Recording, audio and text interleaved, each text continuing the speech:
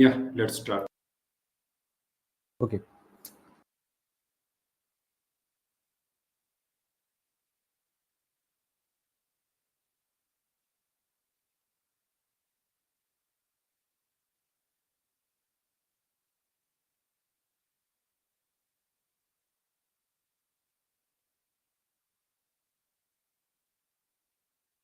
Okay.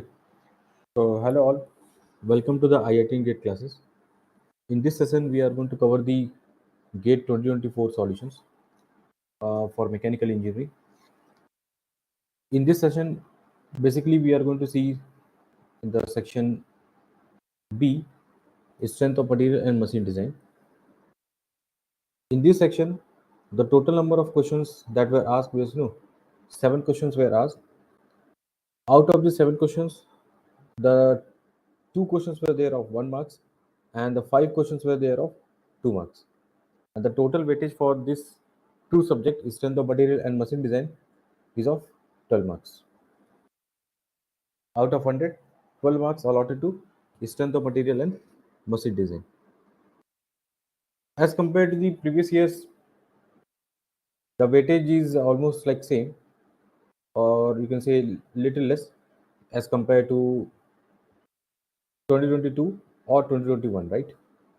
But if you compare to 23, more or less the weightage is almost same for strength of material and machine design. Now coming to the question here, question number 22 for machine design, and this question is of MSQ.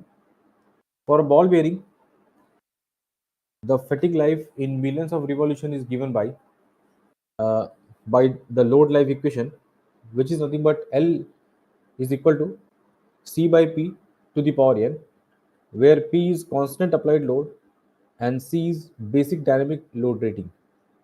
Which of the following statement is true? Right. So what they have given, first of all, we should know what is the n value, right? Here n value for,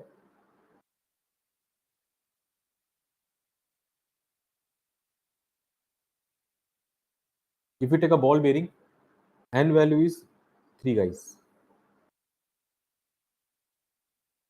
For ball bearing, n value is 3. For roller bearing,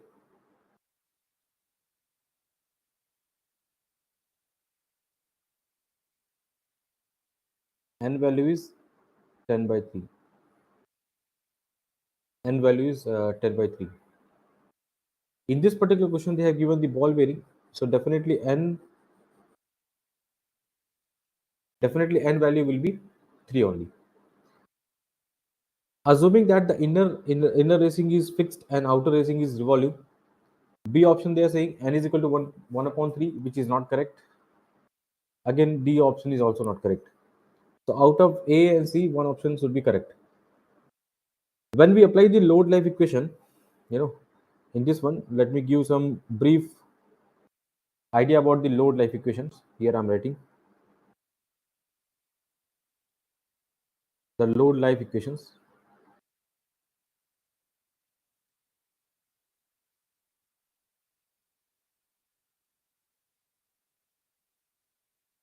The load life equation for a bearing which is under uh, during the functionality or during the motion. The relationship between the dynamic load carrying capacity, equivalent dynamic load, and the bearing life is given by L10 life, which is equal to C by P to the power n, right? Where L10 is what?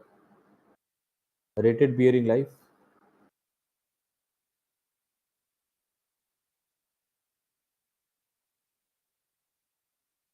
in millions of revolutions.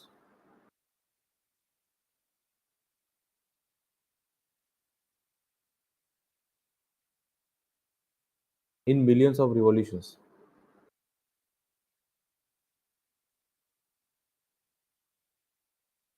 right? The rated bearing life in millions of revolutions. C is what? Dynamic load capacity.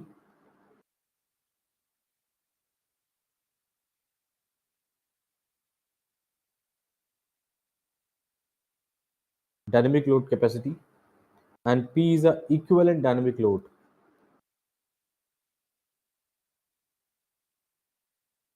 Equivalent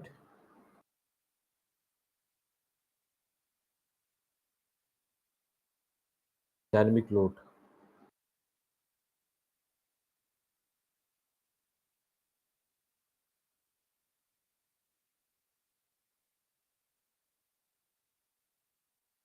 Now, once you know this one, now for the equation number one, let me write this as equation number one. For equation number one, it is assumed that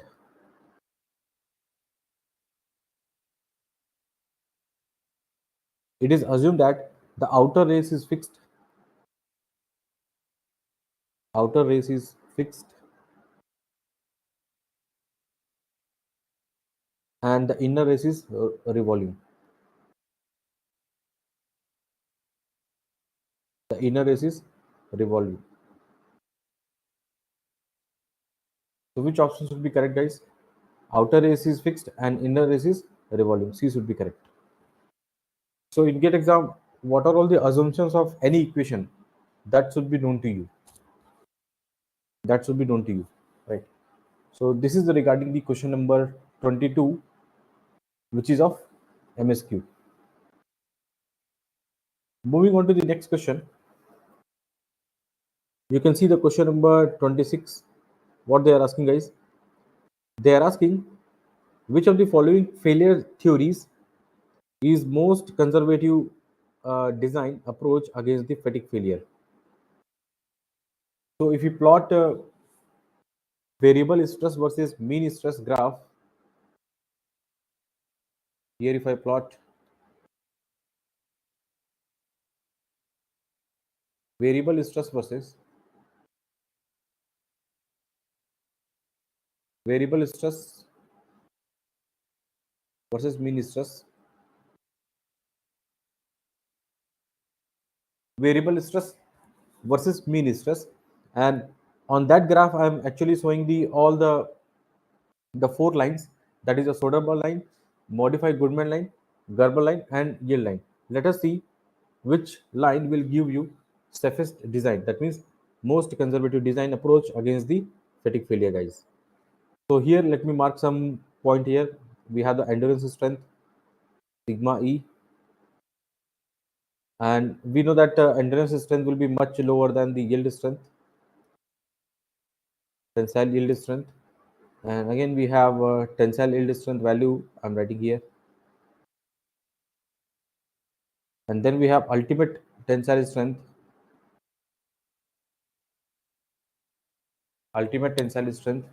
like this. Yeah. Now, if I just join these two lines, endurance strength and sigma YT, I will be getting Soderbergh line.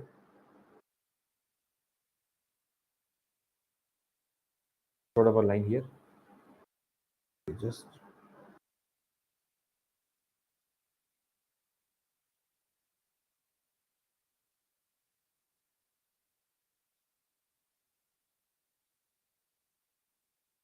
and if I plot here, guys, the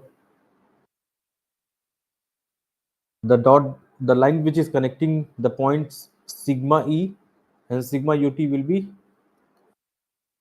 Gerber line.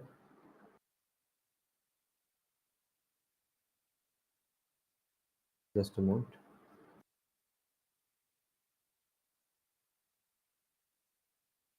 Gerber line, and the line which is connecting endurance strength and ultimate strength will be the Goodman line. Goodman line. So here it should be Goodman line.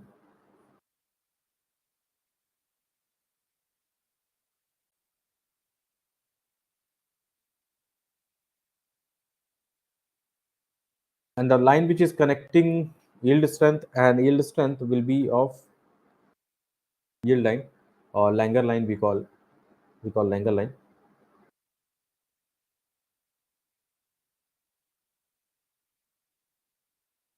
The green color which I have shown here. So let me name it. This is what we have: Soderbergh line.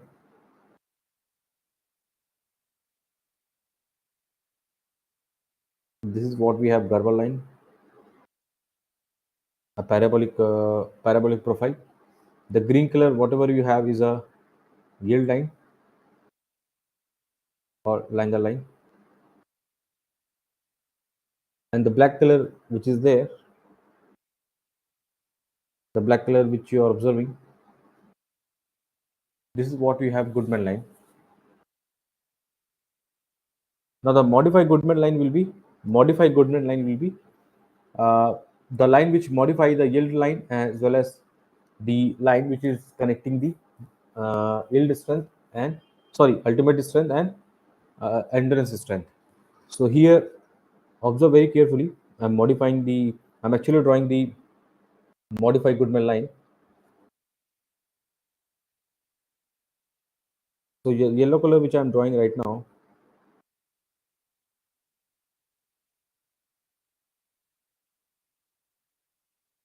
is what you have: the modified Goodman line. Modified Goodman line.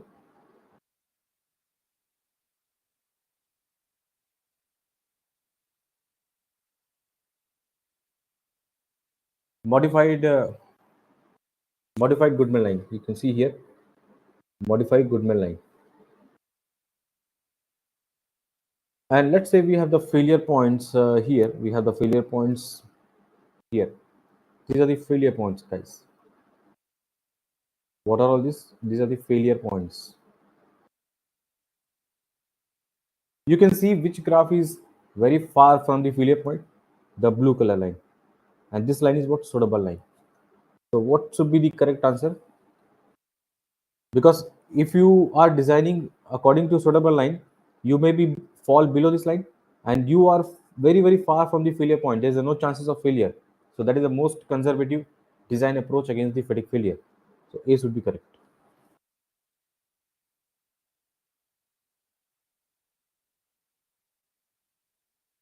Right. So always here, yes. So modify Goodman line, which modifies the Goodman line and yield line. It is a combination of the yield line as well as Goodman line. That is the question number 26, guys. Moving on to the next question. Here you can see the question number 41. Again, this question is from the center material. Try to observe, guys. Which of the following beam is or are statistically statistically indeterminate beams, right?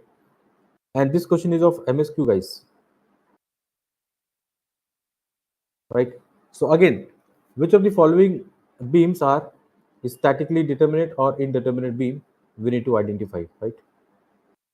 Now, what is the meaning of statically determinate and indeterminate beam, guys? If you try to observe, statically determinate, what is the meaning of statically indeterminate beams? When the number of unknowns,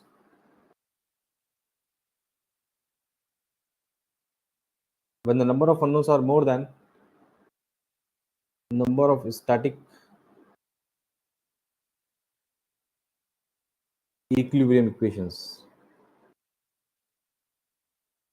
When the number of unknowns are more than static equilibrium equations, then particular beams are called as what, guys? Statically indeterminate beams. Statically indeterminate beams. While looking at the figure number one, what you are observing, guys? The figure number one, if you observe, there is basically a beam, just like an overhanging beam. We have the support reaction. If I take the beam number one, we have the reaction. Let's say this is the uh, here we have the point A. Let's say here we have the point A, B, C, D. There is a reaction force in the vertical directions. Then, guys, there is a reaction force A X in the horizontal directions, and again there is a support reaction in the vertical directions for Cy at a point C. So how many unknowns are there, guys? Three unknowns. And how many equilibrium equations? Three equilibrium equations, right? How many unknowns are there? If you see in the first beam, we have Ay, Ax, and Cy. Three unknowns are there. But how many static equilibrium equations are there? We have exactly three static equilibrium equations. Summation of force in x direction is zero. Summation of force in the y direction is zero. Summation of moment in the about any point to be zero.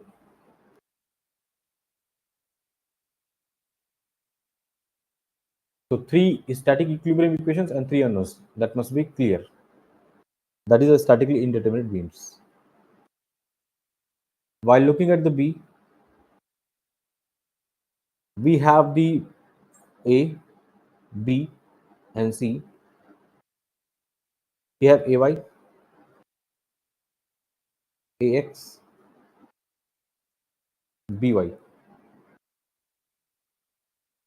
Now, guys, here if you see, again we have AY, AX, and BY. There are three unknowns and three static equilibrium equations. So again, it is a statically determinate beams. But if you come to the C, there are more than two supports. So here, what you can call this is called continuous beams, right? So here, if you see, there is again we have the point A, point B, point C, point D, point E. We have AY, AX. Again, we have CY, that is a roller support, and DE. Sorry, EY.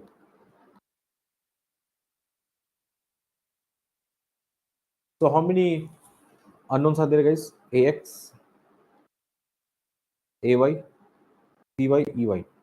There are four unknowns, but how many static equilibrium equations, guys? Only three static equilibrium equations. So this is nothing but statically indeterminate beams. What about D? Again, if you see A point, B point, C point, D point, we have, guys, here DY, AY, AX, and then there is a reaction movement, MA. So how many unknowns are there, guys? Again, we have the four unknowns: MA, AX, AY, DY. Four unknowns. And how many static equilibrium equations? Three. So again, these two beams are what? Statically indeterminate beams. C and D should be correct, guys. C and D both should be correct. A and B are what? Statically determinate beams. Statically determinate beams.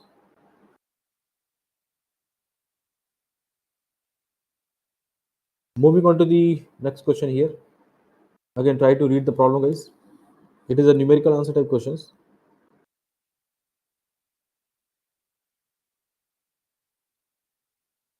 A horizontal beam,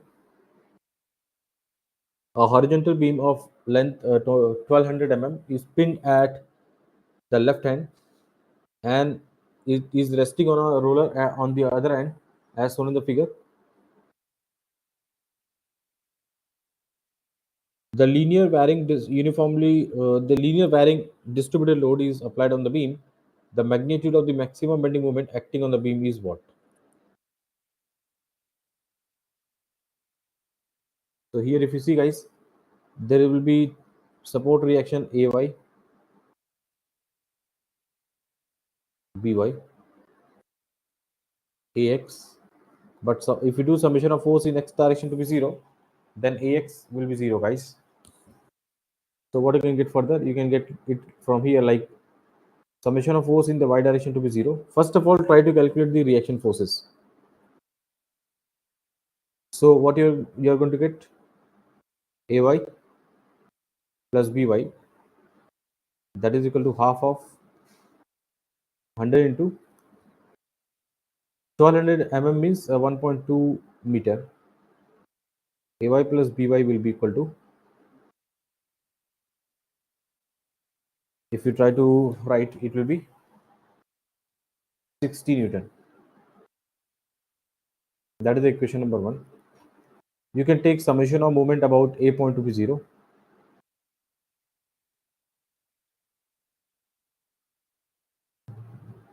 By into 1.2,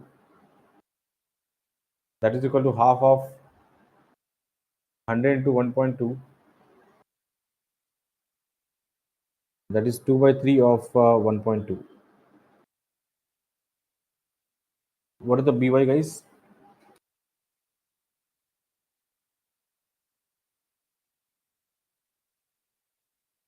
It will be 40 Newton. Once you get the By, what is the Ay? Ay must be 20 Newton. Once you get the reaction forces, now we have to calculate maximum bending moment. For that, we need to calculate the zero shear force location. Ay. Ay already you got the answer as 20 Newton. And the By you got the answer as 40 Newton.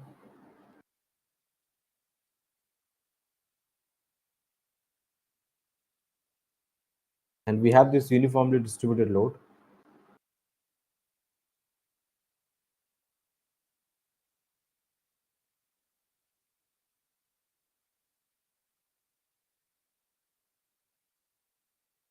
Now, if you take any at any distance x,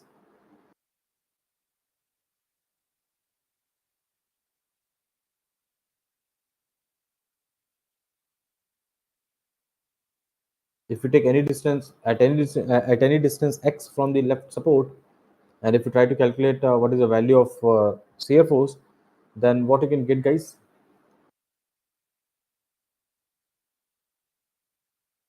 What is the distribution? What is the value of intensity of loading at this section xx? 100 over 1.2,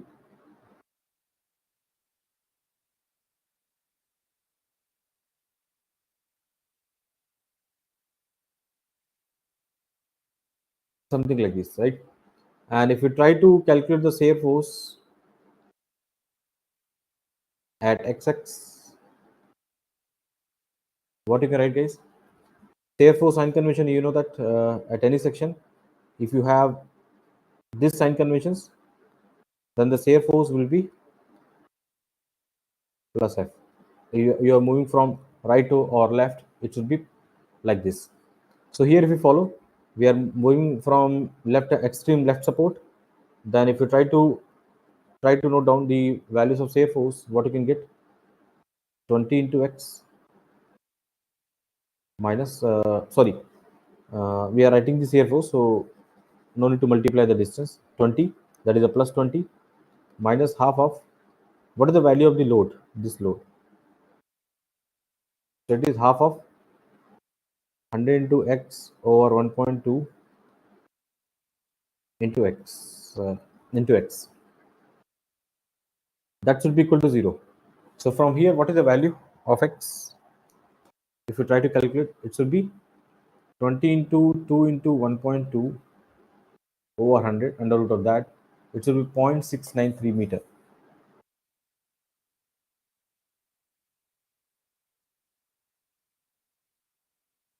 What is the bending moment? That should be maximum at that location, 0.693 meter. 20 into x is what? 0.693 meter, minus half of 100 into x over 1.2 into x. But what should be the moment of this load from here? It should be x by 3.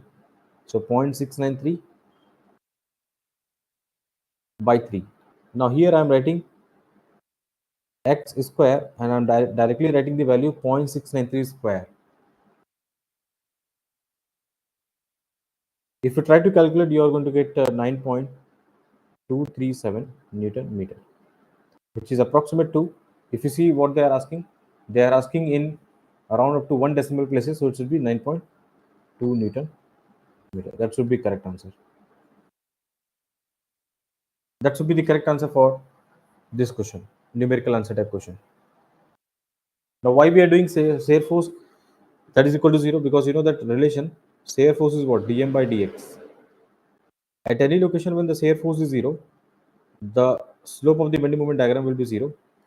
And if dm by dx is 0, we know that according to mathematics, if m need to be maximum, dm by dx has to be 0 at that point, so that it will give you maximum bending moment at that particular point.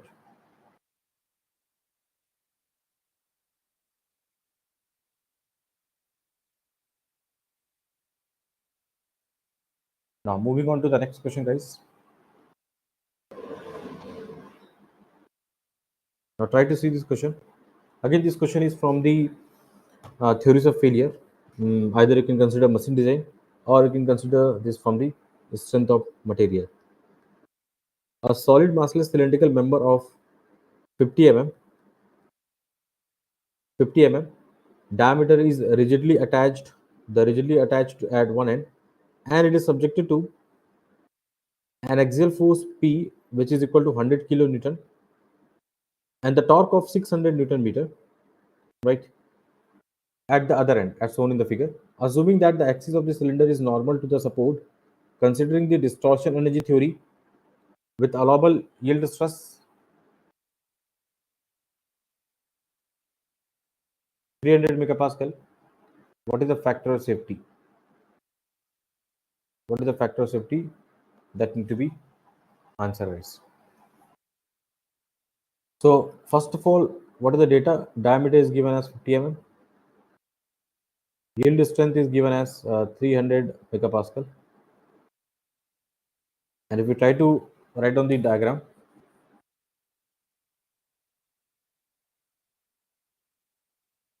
the tensile load of 100 kilonewton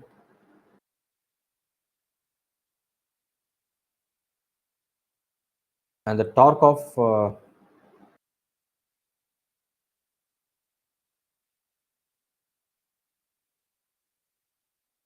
600 newton meter. First of all, we need to check the what is the critical point. Critical point will be, what should be the critical point, guys? See, because of the force, axial force, the distribution will be like this. The normal stress will be like this. And because of the twisting moment, again the top fiber will be subjected to maximum stress.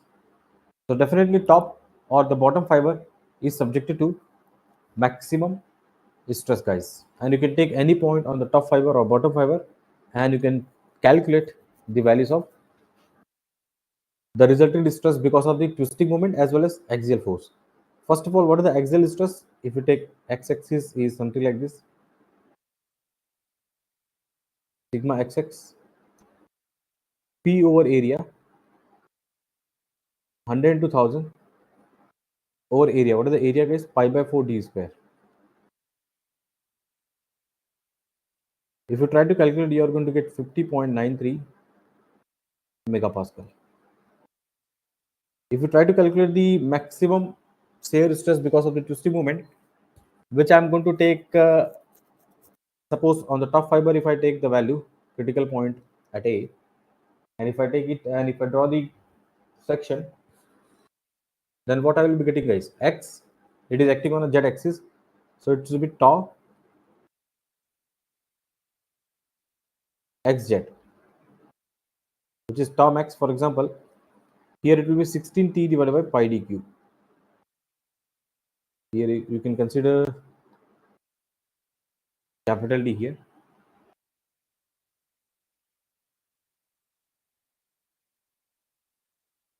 What is the t, guys? 600 into 1000 over pi d cube. If you try to calculate, it will be 24.446 megapascal.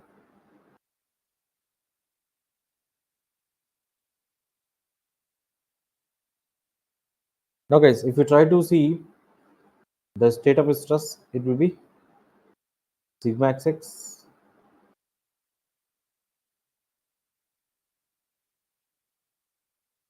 tau xz.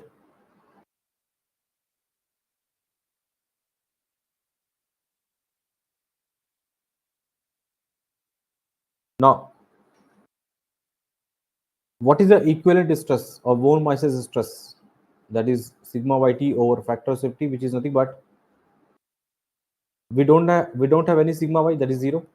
So directly if you try to calculate the formula, sigma x square plus 3 tau x z square.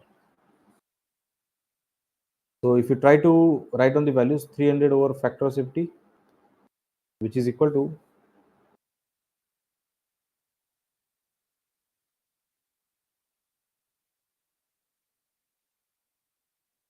and if you try to calculate the factor of safety, you are going to get 4.5.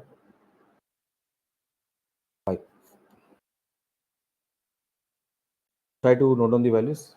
This is regarding question number 56, guys. 4.5. That should be the correct answer.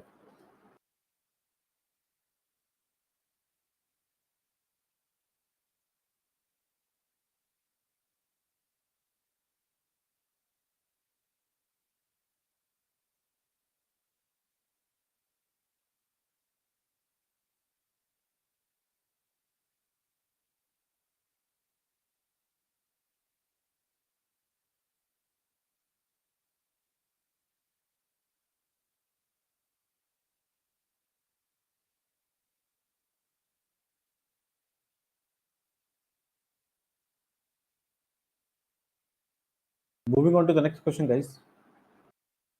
Question number 57 here. A figure shows a thin cylindrical pressure vessel constructed by the welding plates together along the line that makes an angle alpha 60 degree with the horizontal. The closed vessel has a wall thickness of 10 mm and the diameter of 2 meter. When subjected to an internal pressure of 200 kilopascal, the magnitude of the normal stress acting on the weld is what? What is the normal stress is acting at an angle theta on this weld line? So here, first of all, we are going to note down the data. Alpha is 60 degree, pressure is 0.2 megapascal, because 200 kilopascal, so if we convert to megapascal, it will be 0.2 megapascal. Thickness will be 10 mm and the diameter will be 2 meter, which is obviously 2000 mm.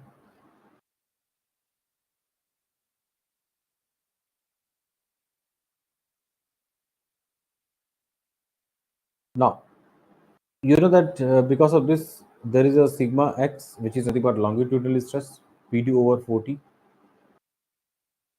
and there is a hoop stress, which is nothing but Pd over 2d.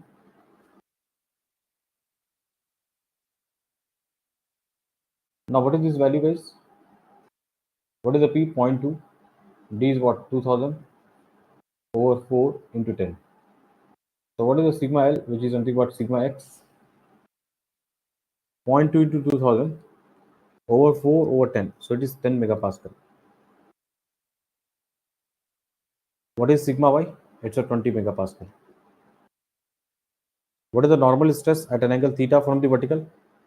This is the weld which is given at an angle 60 degree, but we need to take from the vertical, that is 30 degree. This weld which is constructed, this is making an angle with the horizontal 60 degree, but we need to take an angle what? With respect to vertical, which is nothing but 30 degree plus 30 degree. Sigma x plus sigma y by 2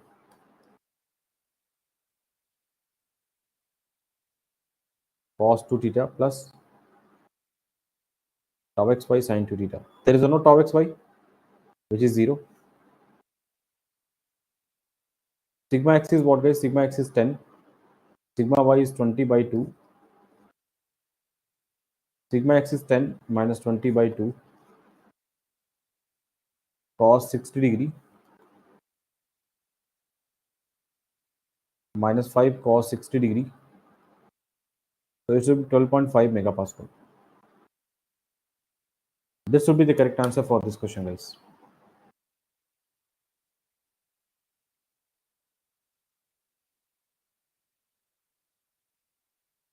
Moving on to this question. Again, this question is from the machine design, a band brake question. A band brake, which is shown in the figure, has a coefficient of friction, which is obviously zero point 0.3. The band can take the maximum force of 1.5 kilonewton. What is the braking force required? See, when this drum is rotating in the clockwise directions, then to stop this to stop this particular rotation of this drum, what should be the where should be the tensile where should be the tension side, where should be the slack side? If you draw the free body diagram, it should be like this, guys. It should be T1, it should be T2. So that T1 and T2 will make what? Rotation anti-clockwise directions, and it will try to stop it. Right? Further, maximum force in the bend, that means tension force T1 is given 1.5. Now take the moment about A point to be 0. If we take summation of moment about A point to be 0, what you can get, guys? F into 1000, that is equal to T2 into 200. But we don't know T2, but we know that the formula T1 by T2, which is equal to e to the power mu theta. What is the angle of wrap? Angle of wrap is 180 degree. 180 degree, guys. So what should be the value? E to the power 0.3 into pi. So from here, what is the T2 value? 1.5 over e to the power 0.3 into pi. 1.5 over e to the power 0.3 into pi. 1.5 divided by that, so it will be 0.5845 kilonewton. If you put that value 0.5845 into 200 over 1000, what should be the F value, guys? It should be 0.1168 kilonewton. If you try to convert in nearest integer, so it should be 117 newton. Because they are asking in newton, so 117 should be correct answer for this question.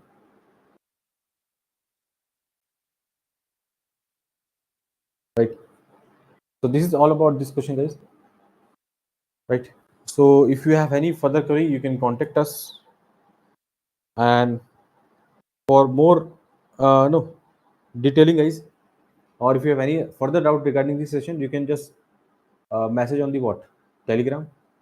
We have the Telegram channel for mechanical. Separately for mechanical, you can just put your doubt and you can get the what, guys, answer for your queries. Thank you all.